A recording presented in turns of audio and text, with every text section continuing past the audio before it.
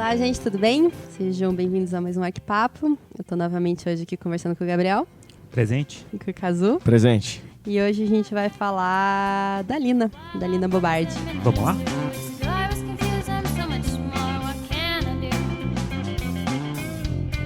Então, a Lina é uma arquiteta italiana e depois se naturalizou brasileira. E embora ela tenha tido uma produção arquitetônica talvez não tão grande quanto outros grandes nomes na arquitetura, as obras dela são extremamente significativas e emocionam até hoje, assim. Então a gente resolveu que valia a pena dedicar um podcast inteiro para ela. Aquilina de Enrico Bo. Esse era o nome dela. Então, como você falou, a Lina é italiana, né?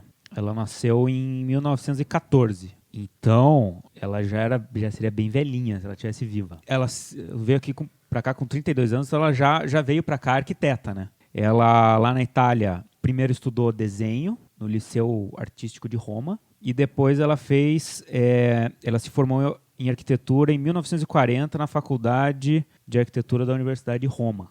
Com a ascensão do fascismo em Roma, ela se mudou de lá e foi para Milão. Começou a atuar com a arquitetura, abrindo um escritório com o arquiteto Carlo Pagani. Desde lá da Itália, ela já tinha um viés assim, editorial, vamos dizer assim, na carreira dela. Ela já colaborou com algumas revistas de arquitetura, de artesanatos e artes e tudo. Inclusive, ela chegou a trabalhar na revista Domus, que existe até hoje, né? E nesse período, assim, porque ela vai para Milão, porque também Milão era um polo cultural de vanguarda, assim, né? Desde então, né? Tanto que ela ingressa até na juventude comunista e tal, assim.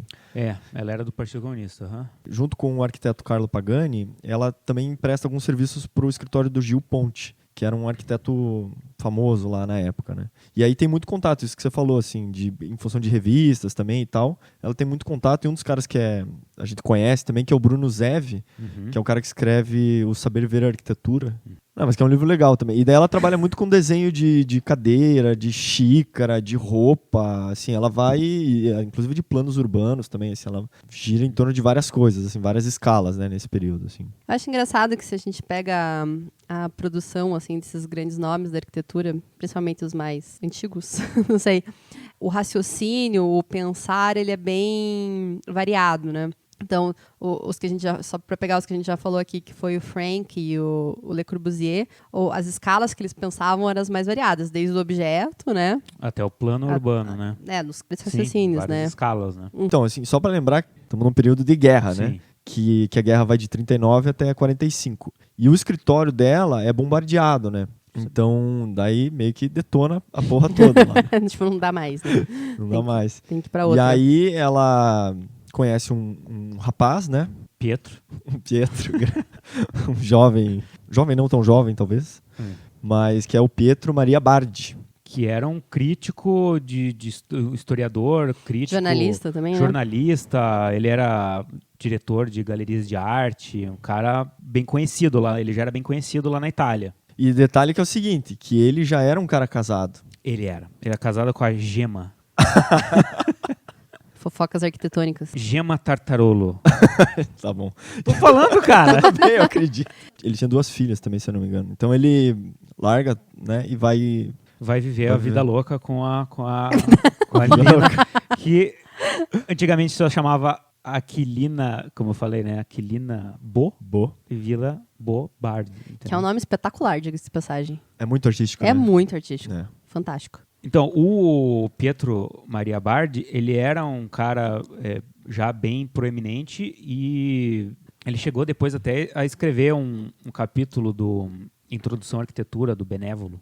É mesmo? Uhum. E depois que ele veio para o Brasil, ele se tornou um entusiasta da arquitetura moderna brasileira e fez vários textos na Europa. E do movimento moderno também, né? Como artístico também fez algumas curadorias, né? Sim, sim. Escreveu vários textos para várias revistas internacionais, europeias, sobre os arquitetos aqui, o Burle Marx, o Niemeyer. A gente chegou a escrever um capítulo lá pro Eduardo Benévolo sobre o modernismo aqui no Brasil. Interessante, porque assim, ele decide com a Lina vir aqui pro Brasil, né? Eles decidem em 46. ele já tinha visitado Buenos Aires e o Rio de Janeiro e tal, então ele falou, pô, Lina, lá é um lugar legal, né? É um mundo novo, né? Cheio de não tem guerra. Não tem guerra. Bonito. E bonito, Tropical. tem mais trabalho e tal. E aí eles decidem então vir pro Brasil, né? O interessante é que ele, antes dele se casar com a Lina, ele chegou a ser filiado do Partido Fascista. Olha, é mesmo? Sabia? Uhum. A gente vai desvendar esse essas passado obscuro, assim? É. Não, e por bastante tempo. Ele se filiou no Partido Fascista em 1926 e ele escreveu como ele era um crítico de arte, escreveu vários textos a respeito da arquitetura de Mussolini e tudo, o que ele estava fazendo e tudo mais. Foi só depois de uns 10 anos, assim, no começo da guerra, em 39, que ele achou que aquilo estava indo longe demais. Vai dar e merda, saiu fora. Ele saiu fora. Não, e daí, quando eles chegam aqui no Brasil, o Ministério da Saúde e Educação tava pronto, né? Que, passou a ser uma grande referência modernista e tal. E tanto ele quanto a Lina também são recebidos pelas pessoas importantes, né? Então, pelos arquitetos também importantes da época, que eram o Lúcio Costa, o Oscar, o Burle Marx e tal. Então, e eles vêm e se encantam com esse novo mundo mesmo, né? Que era, enfim, o novo continente, as novas coisas. E poder fazer um país que estava em pleno desenvolvimento ainda, né? Que podiam ser feitas várias coisas aqui, né? E eles, quando eles vêm para cá, eles também já trazem bastante artes para fazer. O acervo deles, assim, também para fazer. Já faz um contrabando, isso? As exposições. Não, só falar que realmente a Lina, quando chegou, ela disse que achou do caralho o Brasil. Diz que ela chegou de barco, né? E chegaram no Rio de Janeiro, né? Chegaram no Rio de Janeiro. Tem uma vantagem. E diz que do mar, assim, tipo, ela viu os prédios modernos, assim, na orla, assim, e ficou fascinada. Sim, daí eles organizam uma exposição quando eles chegam ao Brasil, né, no Rio de Janeiro mesmo, que é quando eles conhecem o Chateaubriand. Ah, o grande. O Chateau, né? O grande Assis Chateaubriand. Diz que eles se conheceram no Ministério da Educação. Não, quem fez. Os dois lá, a Lina com o marido dela, fizeram uma exposição da pintura italiana moderna. Uhum. E nessa exposição, que eles encontram o Chateaubriand. E o Assis, que era um pica das galáxias aqui, né? Que era um cara ultra ricaço, dono de todos os meios de comunicação. Exato. Praticamente tudo. É o Roberto Marinho da época. Né? Exatamente, porque inclusive foi ele que fundou a TV Tupi, né? Que foi a primeira emissora de televisão do Brasil, né? Uhum. E aí ele foi de tudo também. Então ele era um cara super influente, importante e tal. E aí junto com o Pietro, que eles decidem, tipo, fundar... Criar o MASP, né? Criar um museu de arte de São Paulo, né? Ele já tinha esse interesse de fazer um museu lá e convidou o Pietro para ser o diretor lá, né? Daí eu acho que referente à Lina, ela chega no Brasil e tal, e aí ela se junta com um arquiteto chamado Giancarlo Palanti. E eles criam daí o Estúdio Palma, né? Palma, Que é o mesmo nome do escritório que o marido dela tinha na Itália, né? Que aí nesse escritório eles desenvolvem assim, principalmente projetos de interiores, né, de stands, de lojas e tal, e também desenvolve várias cadeiras e poltronas, né, assim, é assim que eles começam eles têm uma pegada né? também de desenho industrial, assim, digamos assim, que eles tinham essa intenção, na verdade, de que as peças fossem replicadas em linha de produção, e até onde eu pesquisei, assim, eu acho que eles não conseguiram colocar nenhum mobiliário em linha de produção, assim, industrial, mas muitas das coisas foram projetadas, né, planejadas para que ela pudesse acontecer essa repetição. E o Estúdio Palma, ele contava com uma seção de marcenaria para produzir, e eram maquinários modernos para a época. Né? E a relação que ela tinha com o projeto que ela desenvolvia era, como dizer assim, um mobiliário de certa forma brasileiro, né? Então, em muitas publicações você vê o encantamento dela pela rede, ela falava sobre isso e achava... É interessantíssima essa relação da rede, e nas cadeiras delas, nessas peças, muito esse mobiliário vai replicar, de certa maneira, esse aspecto da rede. E nesse período também ali, porque além dela ser arquiteta, né, designer e entre outras coisas, uma coisa que ela sempre gostou de fazer era escrever muito, né? Então sempre fazia essas reflexões de teoria, de como que a arquitetura estava andando e tal. E aí em 50 ela funda a revista chamada Habitat, né? que aí começa a promover e trazer novos nomes da arquitetura e tal, né, e as relações com a cidade. E, inclusive, na número 1 eu encontrei ali, tinha uma reportagem do Vila Nova Artigas, assim, né, Que legal. despontando no cenário novo, né, arquiteto, assim. Mas que é muito interessante, assim. E até, inclusive, tem numa das reportagens, tinha uma foto, essa é fantástica, uma foto do Lúcio Costa com o Frank Lloyd Wright. Porra, sério? Ah, Tem essa foto. A gente falou da vinda dele, né, Quando pro ele veio Brasil. pro Brasil, Exatamente, né? quando ele veio pro Brasil, aí no Rio de Janeiro tinha uma foto, que era o Frank Lloyd Wright e o Lúcio Costa. Muito interessante. Porra, essa é legal. foto, né? Então a revista Habitat cobriu essa Exatamente, essa cobriu tipo, caras, assim, né? caras da época, exatamente.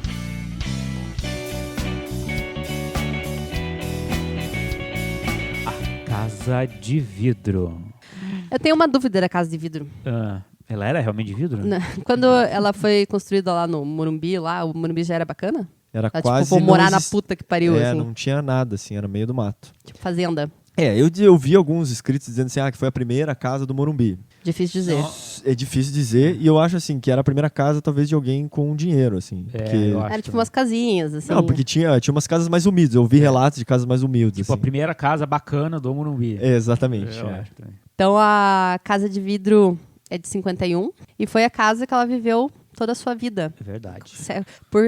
Tirando alguns É, períodos que ela esse- morou fora, mas... E exceto antes de 51 também. Nossa. A partir do momento que a casa foi construída, ela morou lá. E é uma pirambeira, né? Então ela se valeu da primeira coisa que eu gostaria de falar da casa, é que ela tomou partido da topografia para desenvolver. E é um daqueles casos que vê muito do projeto analisando o corte. Foi uma das primeiras casas que eu estudei na faculdade. Ah, que lindo. Olha. Nossa. Bonito, né? Então, o que você aprendeu? Vamos ver se... Não, assim, é porque isso que a Renata falou, ela tentou preservar ao máximo o perfil natural do terreno, né? Isso. E o que foi uma coisa que naturalmente aconteceu foi que ela criou uma área de pilotis, assim, né? Então ela solta a casa do solo e cria uma área mais num segundo pavimento, assim. Será que era moderna, né? Será que era matéria?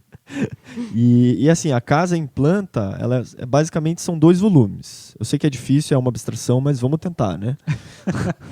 É o seguinte, o primeiro, que ele tá elevado do solo, então o primeiro volume, ele contém a parte social, que é essa parte toda envidraçada, que se integra com a natureza e tal.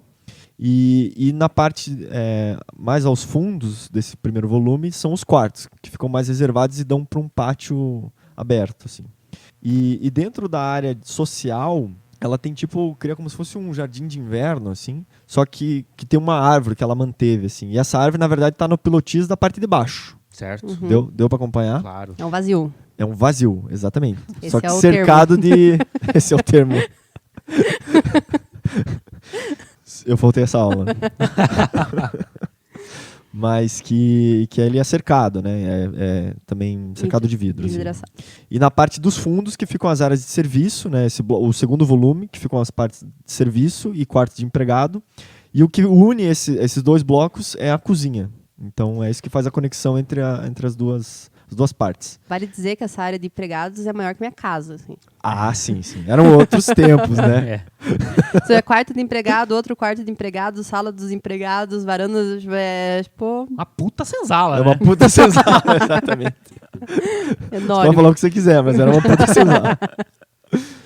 E ela usa a estrutura, né? Ela usa dos pilotis lá, tubos de aço super finos, assim, esbeltos. E o restante, né? Laje de concreto, inclusive a laje de cobertura também, e vidro pra tudo quanto é lado, né? A casa é magnífica. Ponto.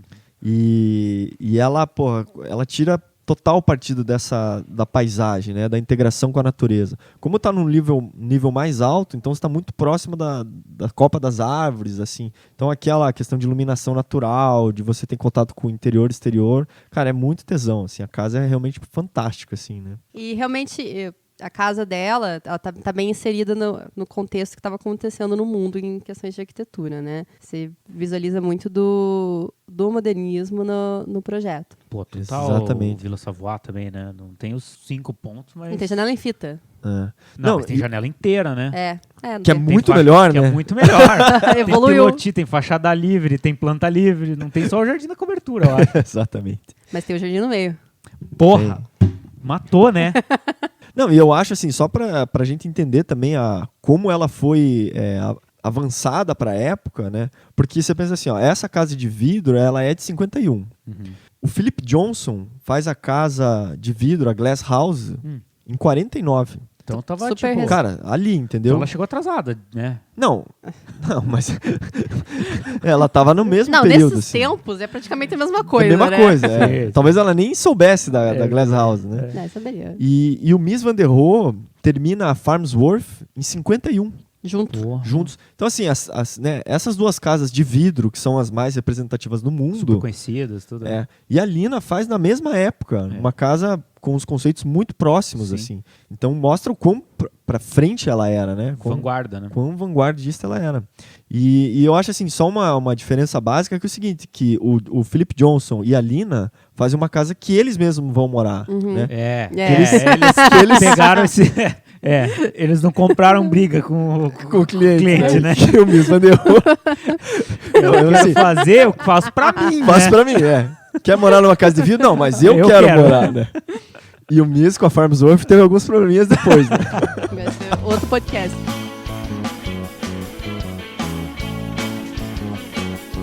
Não, e daí nesse mesmo período, em 51, que ela se naturaliza brasileira, né? Ela fala, puta, esse lugar é... É do Animal, caralho. Aqui né? que eu quero ficar. E daí, entre 55 e 57, ela vira professora de teoria da Faculdade de Arquitetura da USP. Ela, em 58, constrói uma casa para uma amiga dela, que é a Casa Valéria Cirel. Não, ela fez poucos projetos de casa, né? Ela só fazia pra gente que ela conhecia. Ela dizia que ela tinha horror em projetar casas Pra para as madames. madames. Mas morava no Morumbi. Não, tô brincando. Não, mas ela, tipo, chegava aquela conversa de que cor que vai ser a cortina, como é que vai ser a piscina, ela não curtia isso. Achava um saco, né? Achava um saco. Mas aí, essa casa, só para explicar rapidamente, é como se fosse um cubo, assim. Bem purinho, assim, né? Bem, E tem a senzala também e tal, mas... Mas a casa... E tá separada também. Tá separada, Também é. tem essa... Exato. Mas a casa em si, né, onde... Vamos dizer, a casa principal, A casa- os ambientes principais, né, Os ambientes não os principais. secundários. É um cubo, assim, como uma forma de ocupação interna. Ela faz um mezanino, onde fica o quarto, e ela ocupa a diagonal do cubo, assim, que é bem estranho, assim, né? Normalmente a gente usa sempre de uma maneira, linhas Retas, né? verticais e horizontais e tal. Então ela mete uma diagonal ali, deixa a lareira bem no centro da casa e tal. Ela é bem... Bem simples, na verdade. mas ela tem uma cara bem peculiar, assim, porque... Tem um revestimento... Uma pedra, né? Como se fosse pedras... Ela na verdade, usa cacos de cerâmica e pedrinhas pequenas e tal, e faz todo o revestimento externo, assim. E na varanda, em volta de toda a casa, é que agora foi trocado por telhas de cerâmica, né? Mas antigamente era com, tipo, sapê. Uhum. Então, cara, é uma arquitetura bem estranha, assim. Você pensava, pô, ela fez a casa de vidro e tal, naquele jeito. E aí faz essa casa totalmente... Outro estilo. Quase, assim... sei lá, é bem pra arquitetura popular brasileira mesmo, né? É uma Essa coisa pegada. exata.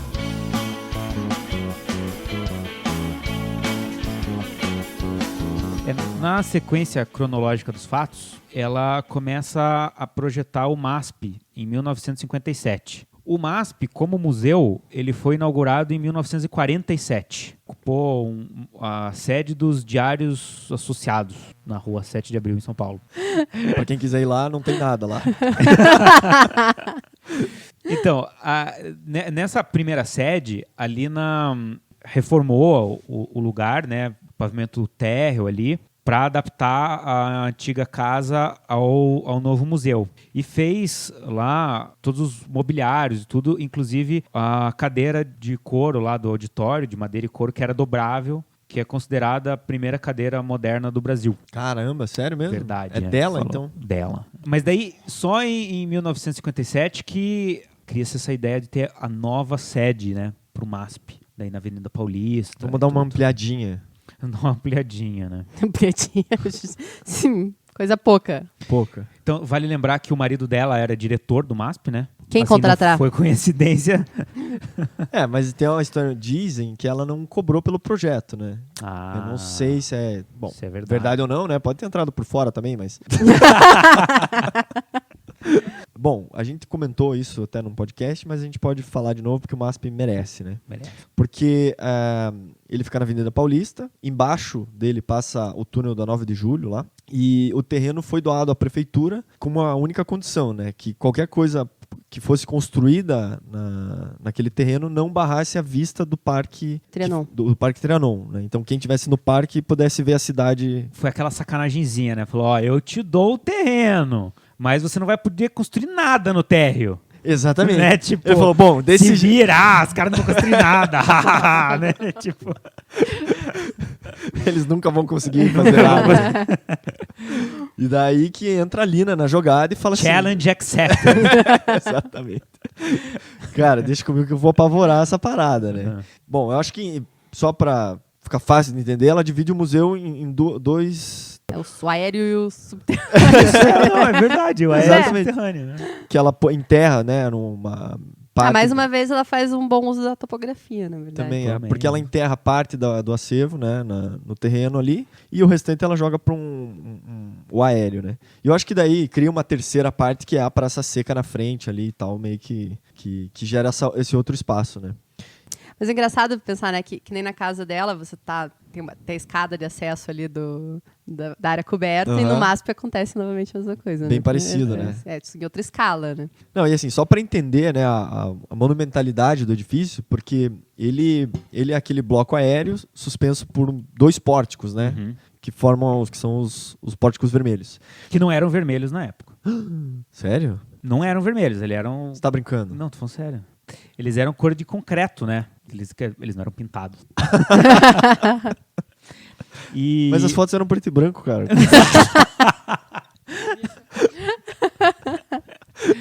Não, eles não eram vermelhos. Mas eu vi que... Acho que teve... não lembro que problema que teve. Não sei se foi tipo umas infiltrações ou Deu bicheira. Deu bicheira lá, alguma coisa. E daí eles... Enfim, consertaram e daí resolveram pintar de vermelho pra... Esconder, dar uma maquiada. Assim. Mas deu certo? Deu, ficou legal. Eu não sei se isso é verdade.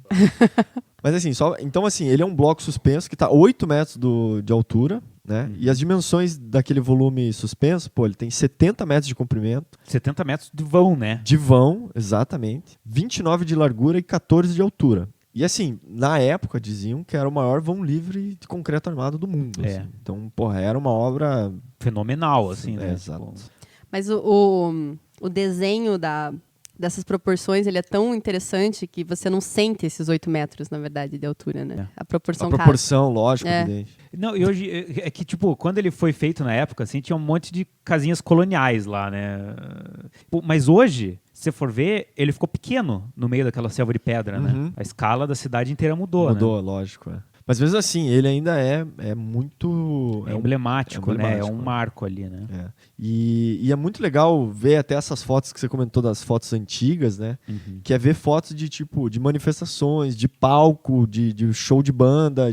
Tem uma foto de um circo que foi instalado embaixo. Então coisas assim, tipo, nossa, as possibilidades que esse lugar deu, né? Pra cidade, assim, como espaço público e tal. Depois quem tiver a oportunidade de dar uma olhada no corte estrutural, assim. Porque tem os apoios nos 4 pilares e a laje da cobertura, ela tá presa nesse pórtico, né? Sim.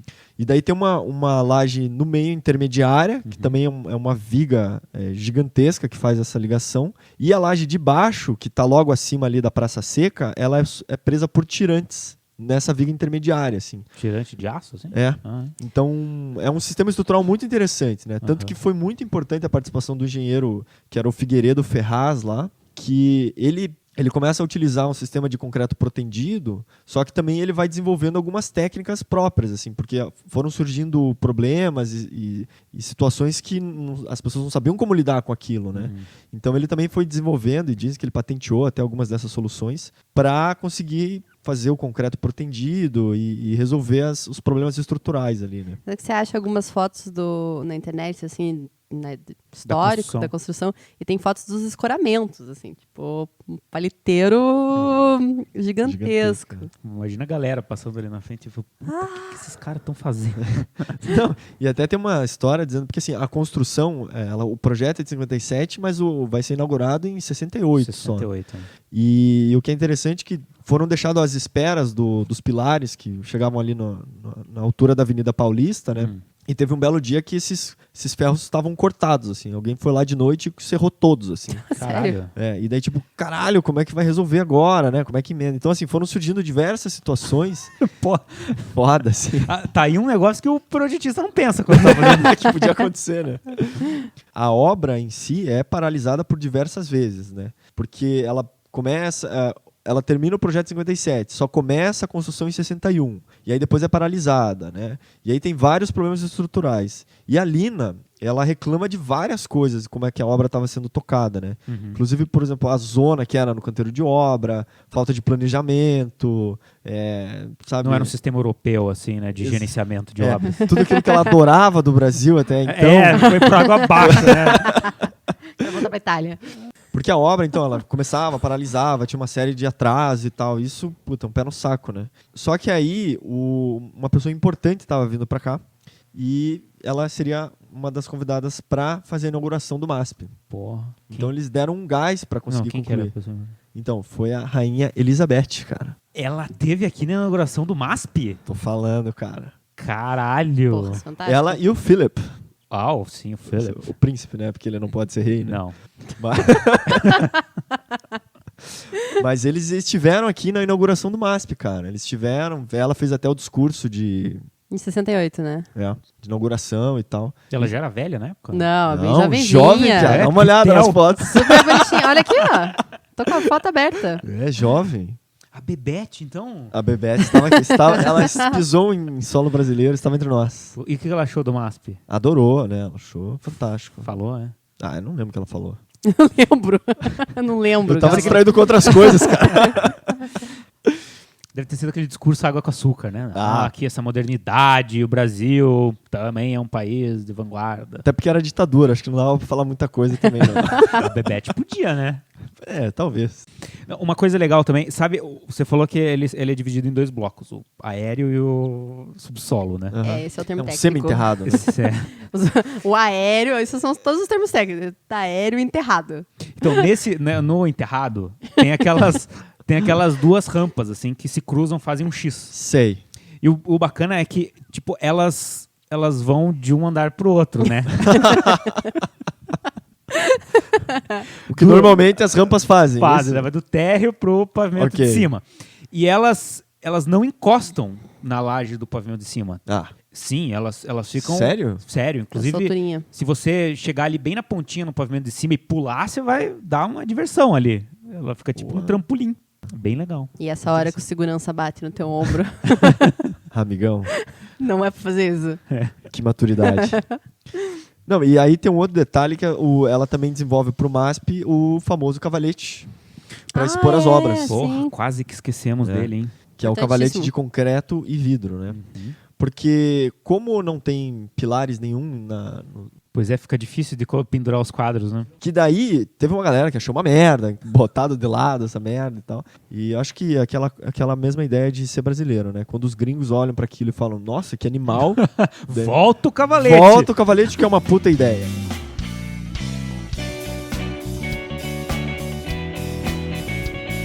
Em 1958, ela foi convidada pelo governador da Bahia, o Juracy Magalhães. Magalhães? Magalhães, veja só.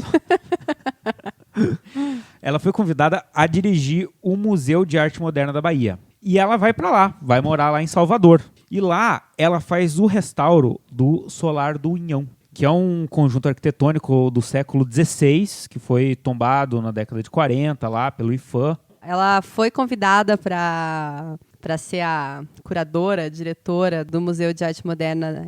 E existiam algumas propostas de novos sistemas viários e ela foi sempre a defensora do restauro do Complexo do Unhão. E ela começou a fazer parte desse projeto e resultou no que a gente conhece hoje, né?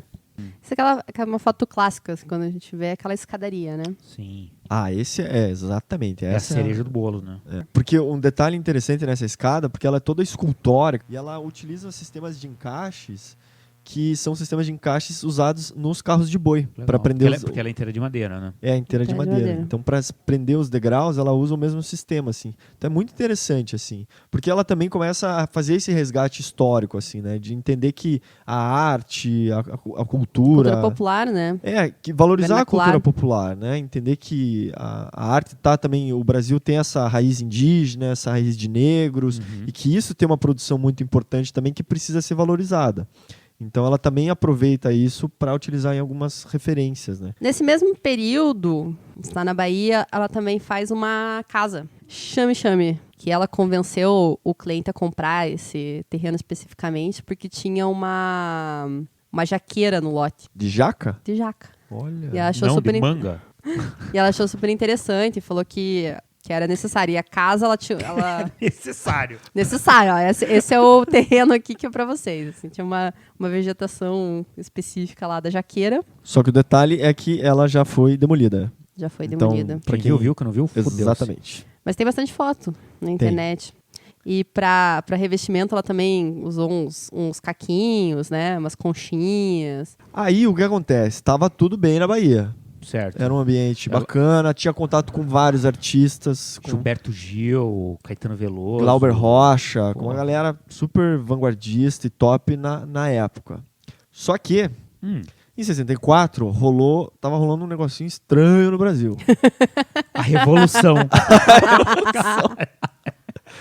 Não sei se teus amigos chamam assim, Gabriel. Os meus chamam de outro jeito. Pelo amor de Deus, não coloca aí. Vou colocar. Não, cara. Mas enfim, o pau tava comendo, né? O pau tava comendo no Brasil. Tá. E aí, então, em 64, quer dizer, em 65 ela retorna para São Paulo. Daí ela fica até 68, que também é esse período em que o MASP estava conseguindo finalizar, então ela também participa e está aqui nas obras aí, né? Bom, mas daí, assim, durante o período da ditadura, dizem aí e tal, que ela também sediou reuniões lá da Ação Libertadora Nacional. E ela acabou sendo perseguida também, né, nesse período, assim.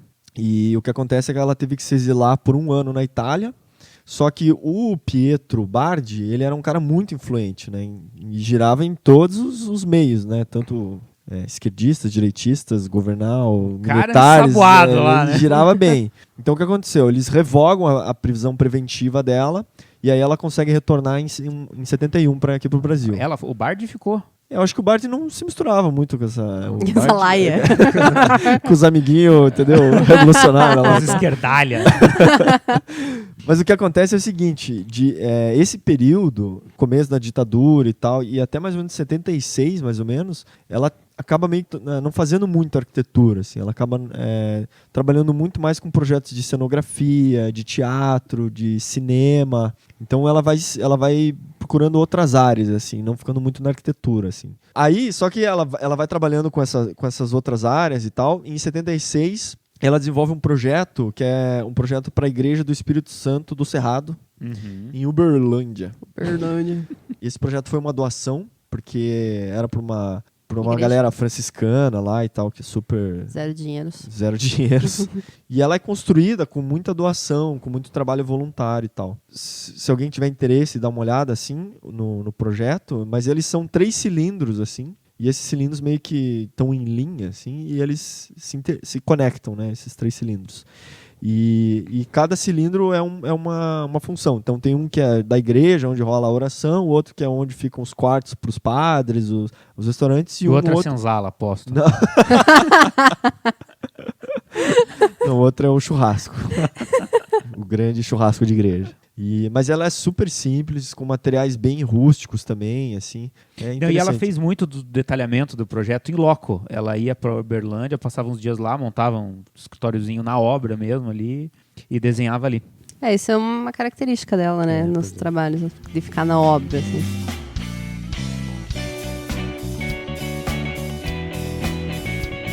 E depois de tudo isso, toda essa maturidade profissional, e apesar dela ter ficado bastante tempo sem produzir, talvez, a arquitetura, né? ela chega com a cereja do bolo. Qual é? Sesc Pompeia. Nossa, esse é do caralho. O Sesc, na verdade, ele tem essa característica de ter esses edifícios multifuncionais, né, para abrigar várias atividades da comunidade, e eles tinham a intenção de construir essa nova sede nessa região de São Paulo. E eles adquiriram esse conjunto de... que é uma antiga fábrica de tambores. Adquiriram nessa uma região industrial, que era antigamente industrial lá. E começaram a fazer os estudos, né, para essa nova sede, e o projeto original, ele pensava em tirar a fábrica, né, demolir tudo, né? Demolir tudo e erguer um novo complexo. Até que o tempo passa, o orçamento estoura. Acho que foi isso, o principal foi isso. Será que não dá para aproveitar que tá aí já? Funcionando. Só para dar uma economizada, né? O quê? Quantos cruzeiros? Não. E então eles chamam a Lina, né, que ela já tinha um histórico de projetos de restauro. Ela já tinha feito Solar do União, né? Tinha ficado legal. E convidam ela para começar esse projeto. E a grande sacada dela foi empilhar essa área esportiva, né? E aproveitar a área social com o complexo existente. Daí dessa forma ela conseguiu valorizar a arquitetura que já existia lá, que era característica da região ali, né? Se destacou como arquiteta, assim, com uma construção nova nessas duas torres, né, de serviços e esportes, né? 2 monumentos ali, né? E é bem impressionante, na verdade, né? Cara, não, olha, esse projeto é muito foda. Esse projeto, pra mim, é um dos projetos mais tesão, assim, que eu já visitei.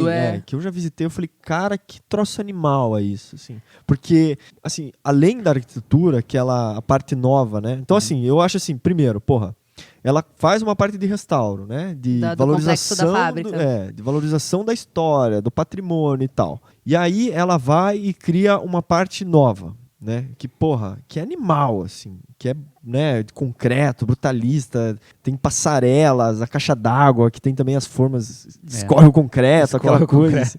E essa relação da caixa d'água com o silo, né, também, que tem tudo a ver, assim, com essa arquitetura industrial.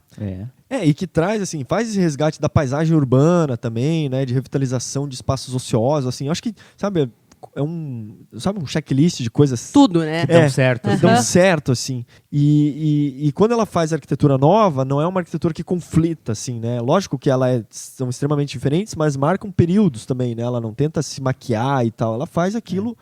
Isso é novo. Isso é novo. Se destaca, mas não conflita, né? Exatamente, assim, só que de uma maneira magnífica, assim, né? E mais que tudo isso, assim, além da arquitetura e tal, é fazer com que as pessoas adoraram aquele lugar. Assim. Adotaram, né? Adotaram. O negócio funciona muito bem, né? E assim, as pessoas vão lá e se utilizam na parte onde eram os antigos galpões de ter atividades de lazer, de leituras, tem o auditório também, que é fantástico, né? Que é um auditório, é um palco no meio com as plateias separadas, assim. Mas tem um uso muito, muito interessante ali. E a parte nova, que é esportiva, também cheia de vida, assim, né? Como o terreno para as quadras, ela acaba empilhando, né? As quadras esportivas e a piscina também. Mas assim, as pessoas circulam por ali de uma maneira de vida, assim. É uma praça, né? É uma praça aberta, né? É um mundo à parte ali, né? Quando você entra, adentra ali os portões de madeira ali da entrada, você se sente numa outra cidade ali, né? Tem uma vida própria aquilo lá. Que é muito esse conceito, assim, de liberdade mesmo, assim, né? Das pessoas poderem entrar, usarem, aproveitarem o espaço, assim. E pra mim, o que eu achei muito, muito legal também é aquele deck que ela faz, assim, que tem um deck que interliga até a parte dos deck ginásios. De madeira, assim, né? Eu também achei. E tem umas fotos fantásticas, assim, da galera, tipo, de roupa de banho, assim, biquíni, sunga, assim, e tomando um sol no meio de São Paulo, assim, né? Que, é como se fosse uma praia, ali é uma areia, assim, então... Isso é muito legal de ver. É engraçado que esse prédio a gente não falou no episódio de gentileza urbana, mas ele é super permeável à cidade, né? Ele é super complementar, assim, e gentil às pessoas, né? Entrarem naquele espaço e descansarem num banco, tirarem uma soneca. Ele realmente, eu acho que ele é uma expressão total dessa gentileza, assim. E esse também é um que ela, né, monta o escritório no canteiro, né, de obras. Sim. E vai resolvendo detalhe a detalhe, assim. Não, mesmo porque porra, é um restauro de uma construção antiga, né? Não, Porra, jamais você não- vai ter o levantamento de tudo, né? Exatamente. Qual era a altura Você vai- daquele negócio mesmo? Você vai vendo as buchas que vão dando lá e vai resolvendo à medida que vai aparecendo os problemas, né? Exatamente. Tanto que o processo ali, ela começa em 77, mas vai até 86, né? Esse envolvimento com o projeto. E aí que ela chama os colaboradores, que hoje são grandes e famosos arquitetos, né? Sim. Que ela chama o Marcelo Ferraz, da Brasil Arquitetura, o André Weiner, o Marcelo Acho que eles Suzuki. até começam como estagiários lá, né? Eles eram estagiários, eles eram... E uma coisa que eles comentam, que é muito interessante, que é o seguinte, a Lina, nessa época, ela não era uma arquiteta Super conhecida, né? reconhecida, assim. É verdade. E até no meio arquitetônico, o Marcelo e o André comentam isso de... Eles mesmos mal conheciam, né? Eles mal conheciam. Os professores também, poucos, né? E na USP, assim, né? Na FAUSP, que a galera, nossa, não, a Lina, né? Pouco se falava dela. E ela tinha feito tipo MASP, né? Pois é. Então, é muito estranho, assim. E daí eles vão pra lá e trabalham com ela, né? Ficam um bom tempo Mas com ela. justamente ela tinha feito o MASP, mas ela era uma arquiteta de um projeto só, assim, sabe? Que não se conhecia muito da produção dela, né? Hoje em dia é que a gente tem livros e pesquisas que, de certa forma, sintetizam não só a produção arquitetônica dela, mas cultural. É. Acho que não tem a ver com quantidade, né? Tem a ver com qualidade, talvez. Exatamente. Pô. Boa. Só o Pompeia já tava bom, né? A janelinha já era vermelha? Pô, não sei, será que rolou uma vermelização Legal. dos projetos dela? Daqui a pouco pintam uma casa de vidro de vermelho, né? Eu nunca entendi o lance da janelinha. Que é uma puta janelona, inclusive, né? É uma puta janela, mas E parece tipo pré-histórica, assim. e chove Parece dentro. dos Flintstones, Parece uma né? caverna. Mas o que ela explica é o seguinte, que normalmente os esportes de quadra, eles são naturalmente, as pessoas ficam introspectivas e pensando simplesmente no esporte. Então que elas não precisariam estar... Não, isso sim. assim, olhar pra fora e tal, e ter essa relação com o exterior, assim. Agora, Mas por que o formato? porque é muito mais legal, né? Ah, bom. Imaginei que fosse isso mesmo. O entorno do Sesc Pompeia, se você vê as fotos da época e hoje, é muito diferente, né? Tava dentro de uma escala bem fabril, né? Várias indústrias e começando alguns empreendimentos imobiliários. Hoje a gente tem vários empreendimentos imobiliários. Uma área desenvolvida, É, O progresso chegou. chegou. E uma das críticas, assim, é que no final das contas, quem conseguiu realmente restaurar foi ela, né? O resto, a cidade consumiu. Bom, vá pra lá. A única dica que eu tenho é vá visitar o Sesc Pompeia. Toma sol no No deck. no Vá deck. de sunga já também. Desde casa. É, né?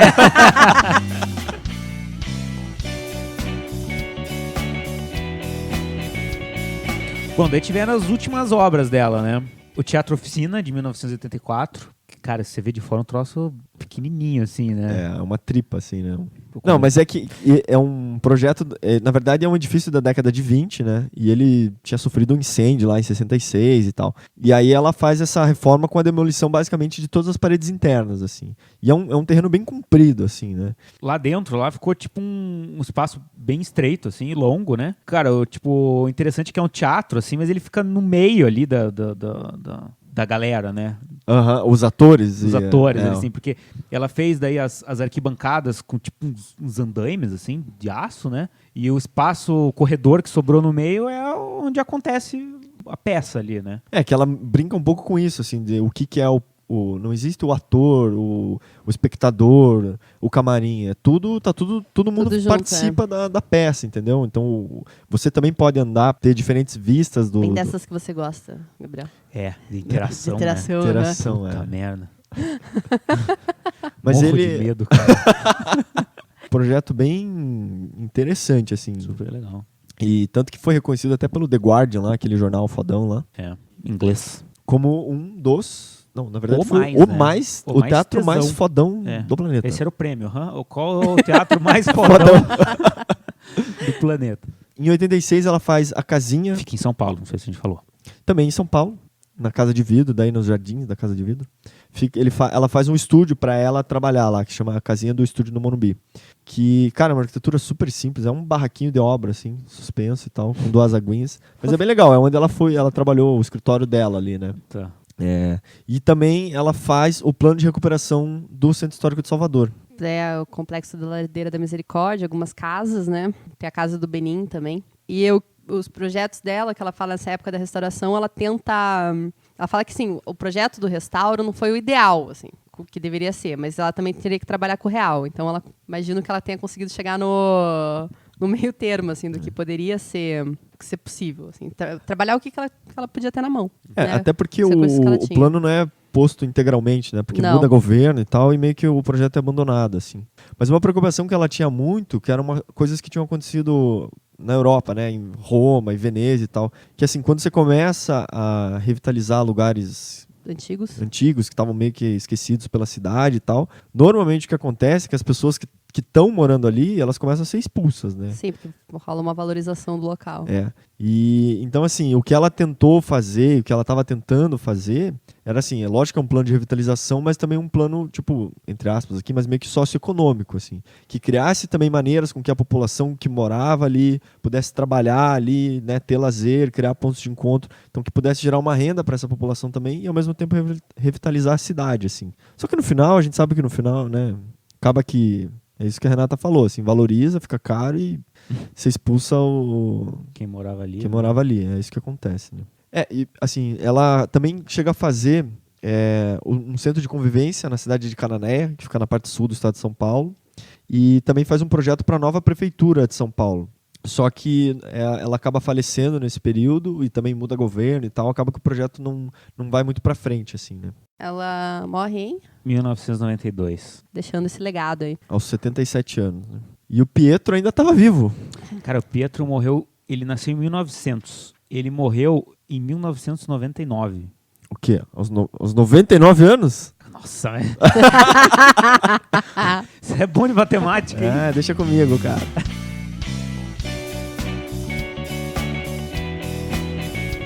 Assim como os outros da série que a gente fala sobre biografias e vida e obra de alguns arquitetos, nós não somos teóricos de arquitetura, assim, então talvez tenha uns pequenos deslizes, assim, mas é sempre na melhor das intenções. E a gente escolheu a Lina, que nem eu falei no começo, pela representatividade da obra, assim, que ela teve aqui no Brasil. Dentre as obras que a Lina fez e também em relação aos mobiliários, as coisas que a produção dela, né, não só como arquiteta, mas assim, ela sempre procurou muito, talvez entender bem o lugar onde ela estava, sabe? Isso eu acho uma característica muito importante, assim, no sentido de entender a inserção dos seus edifícios, de entender o poder do arquiteto também, de como ele pode mudar e alterar a vida das pessoas, entender a questão do passado, do ressignificado das coisas, de relações culturais, de conflitos sociais, econômicos e tudo, assim.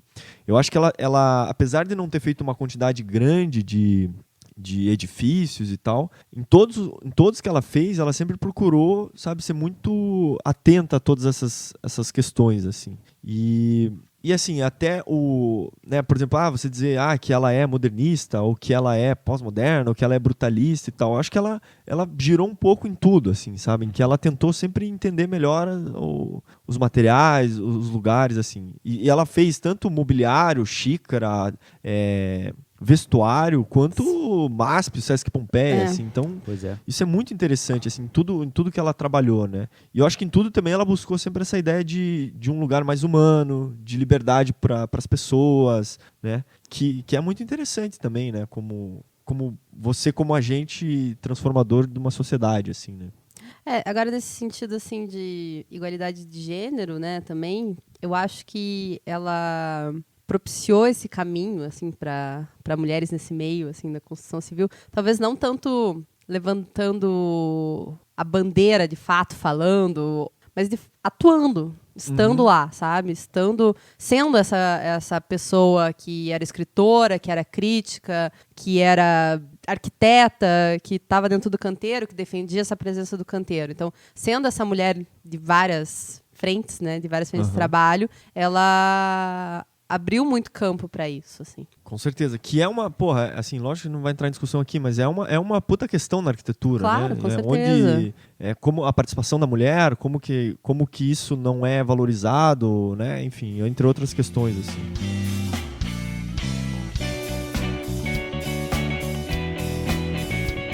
Eu vou deixar aqui dois livros que a gente usou também para fazer referência. Fazer essa pesquisa. Um que chama Lina Bobardi, Criativo nome. Que é do Instituto Lina Bo. Não, que é do Instituto Lina Bo e Pietro M. Bardi, que é um livro de 93. Esse livro ele é muito interessante porque ele conta ali a história e a trajetória da Lina, mas cheio de figuras e fotos. Eu gosto, que é uma coisa, que o Gabriel adora. E que tem fotos de vários projetos e projetos também que não foram executados. Então é muito interessante ver toda essa produção ali e tal. E daí também tem aquela foto do Frank Lloyd Wright com o Lúcio Costa, algumas edições da Habitat estão lá também, que vale a pena. Um outro livro que chama Lina Bobardi. Só que assim, o subtítulo é Obra Construída, que é da Olivia de Oliveira. E o que é legal é que é o seguinte, ela sai junto com o fotógrafo, o Nelson Con, e que é um fotógrafo super famoso aí das obras famosas.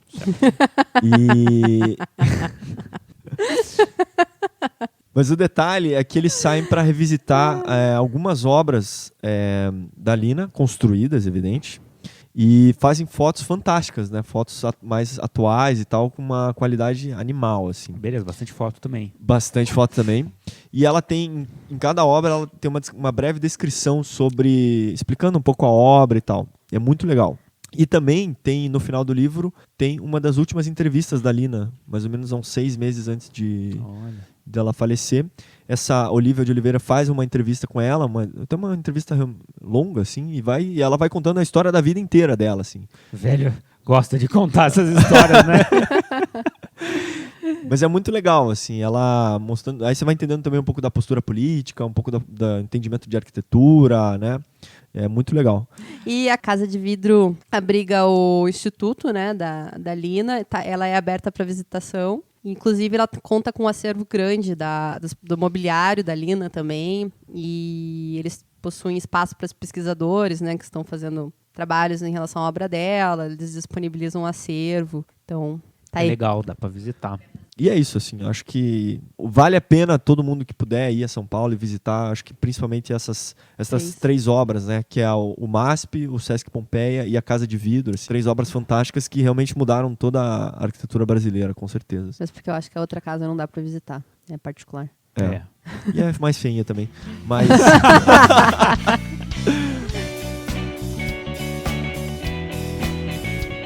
Não esqueça de acompanhar nosso trabalho no blog, arquipapo.com.br. Temos também a página no Facebook do Arquipapo. Curta lá e, se puder deixar uma avaliação no iTunes também, agradecemos. Então vamos lá no momento Xuxa aqui, cada um pode mandar um beijo pra cada um. Não, deixar um abraço pro pessoal aí que nos acompanha. E um abraço especial pro Alfredo, pra Andressa, pro Francis e pra Márcia, que estão acompanhando aí e estão gostando, eu acho.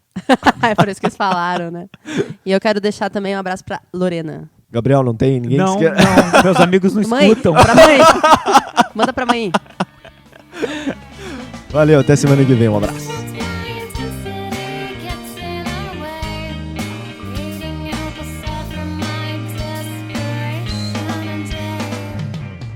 A posição de revolta do arquiteto Niemeyer, ao fazer o contrário daquilo que ele teria podido fazer, ao enfrentar a especulação imobiliária e depois servir-se dela como uma arma, é uma posição de artista desligado dos problemas sociais. Tava meio tretada com Niemeyer, então. Caralho, Pia. É a uma gente vai botar no ar isso? Larte por larte. O arquiteto que projeta um edifício e não convive com o pedreiro, o carpinteiro, o ferreiro, o desenhista técnico tem complexo de inferioridade pela ausência de competência prática.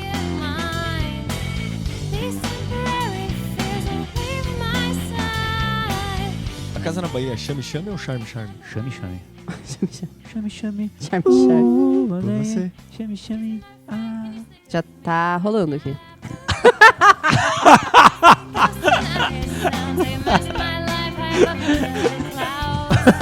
Só pra avisar. Beleza?